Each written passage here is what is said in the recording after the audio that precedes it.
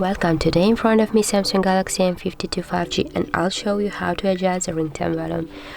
The first step, just go to the settings, choose sounds and vibration and find the volume, tap on that, and now you have the ringtone here. Just to change the ringtone volume, swipe with your finger on the left or on the right side. The second way is to change your ringtone volume is your volumes buttons.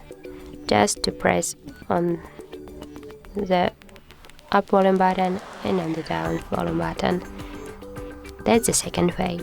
So that's so simply how you see. If you find this video helpful, leave like, comment and subscribe our channel.